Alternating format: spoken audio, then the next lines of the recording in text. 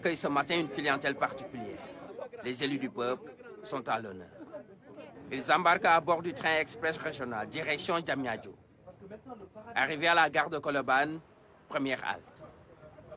C'est le moment pour les députés de découvrir le site de maintenance du matériel roulant bâti sur une superficie de 7 hectares. Sur place, le centre des opérations ferroviaires se dévoile avec son mur d'écran. C'est le centre névralgique du TER, c'est-à-dire que c'est le poste d'aiguillage. C'est là où on télécommande tous les itinéraires qui vont faire circuler les trains. Donc un train, c'est différent d'une voiture. Une voiture, quand elle arrive à un carrefour, elle peut décider d'aller à gauche ou à droite. Un train, il faut l'aiguiller. C'est ici que se gèrent toutes les procédures et toutes les mesures également d'urgence. Un dispositif performant qui permet d'avoir une vue sur l'ensemble du trajet, mais aussi de s'entourer de toutes les garanties. On a donc un permanent sûreté qui est le représentant de la gendarmerie, du groupement de gendarmerie du TER, qui a des équipes qui seront à bord des rames, d'autres équipes qui sont en gare, d'autres équipes qui sont dans les emprises pour assurer la sécurité des emprises. Les députés ont aussi visité le site de maintenance, dirigé par une Sénégalaise, Awa Galidou.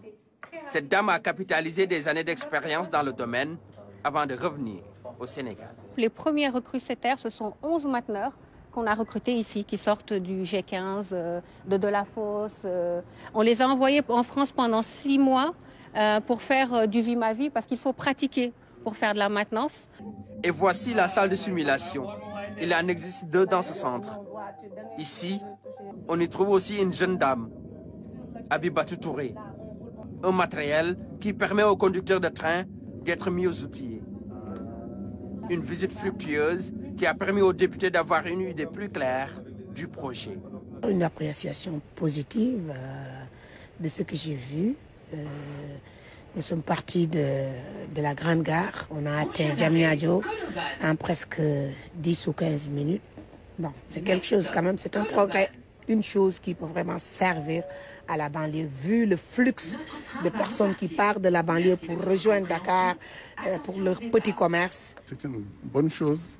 On a visité donc Colobane. On a vu qu'il y a eu des stations de pompage assez importantes. Et ces stations coûtent des milliards. Et qui ne restent pas uniquement, qui n'a pas été conçu pour le terre. Mais ça a été conçu pour tout l'environnement.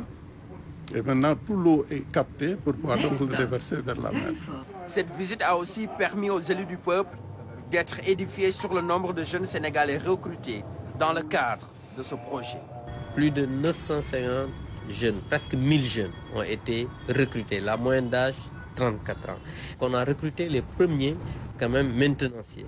On a envoyé en France pendant 6 mois et qui, depuis, sont revenus pour former quand même des jeunes Sénégalais. Même au niveau des conducteurs, la responsable, c'est une jeune fille. 160 km/h, c'est la vitesse maximale de ce train express régional. Et 45 minutes seulement suffisent aux passagers pour rallier Diamniadio.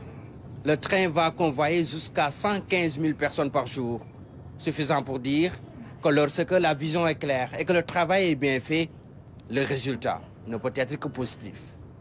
27 décembre, c'est la date retenue pour la livraison du TER. Un bon cadeau de fin d'année pour la population sénégalaise, mais surtout celle de la banlieue. Le long du trajet, toutes les 10 minutes, nous avons un train qui nous croise. Nous croisons un train toutes les 10 minutes, mais on a aussi à peu près 4 ou 6 trains qui sont derrière nous et 2 devant nous. C'est un parc de 15 trains. C'est parti, le projet est livré. Dans la complétude de ses fonctionnalités, les Sénégalais, avant la fin de l'année, prendront le TER pour démontrer la pertinence d'une solution la mieux indiquée pour apporter des réponses aux problématiques de la mobilité urbaine. Un train bimode qui fonctionne en électricité, qui fonctionne aussi en thermique avec des compétences sénégalaises. De Dakar à Diamniadio, le train peut rouler jusqu'à 150 km/h en fonction des distances qui séparent les différentes gares.